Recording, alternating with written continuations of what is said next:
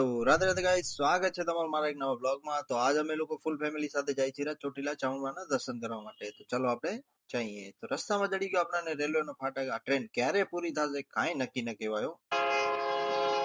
A few moments later. ત્યારબાદ બંને બાજુથી મસ્ત નમકીન નમકીન હવા આવતી હતી, કેમ કે અહીંયા થતી હતી મીઠાની ખેતી. તો રસ્તામાં જ આપણાને માતાજીના દર્શન થઈ ગયા, કેમ કે અમે લોકો આયા હતા હોટલમાં જમવા માટે. તો જમવામાં થોડીક આવવાની વાર હતી, તો મેં મારા ભત્રીજાને કીધું થોડીક જોની લેવલની એક્ટિંગ તો કરીને બતાવો. તો મને કે मैं नहीं दिखाऊंगा.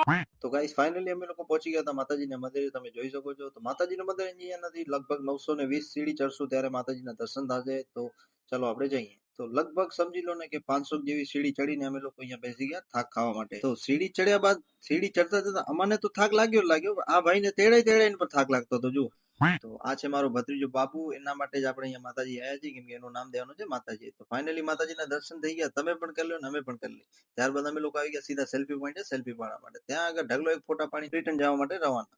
તો ફાઇનલી ગાઈસ મારા ભત્રીજાનું નામ આવી ગયું છે, બાબુથી આયુષ આવી ગયું છે. કમેન્ટ કરીને જરૂરથી જણાવજો તમને કેવું લાગ્યું આ નામ. અને તો હવે લગભગ આપણે વળી પાછી 920 સીડી ઉતરવાની છે. તો ચલો હવે આપણે તમને નીચે મળીએ. તો વચ્ચે તમને નજારા પણ બતાવી દઈશું કેવા લાગે છે. તમે જોઈ શકો છો. ત્યાં નીચે આવીને જોઈએ તો સંજુભાઈ બે ગ્લાસ શેરડીના રસ ટપકાઈ ગયા ને મને કે હજી એક જોઈએ. મેં કીધું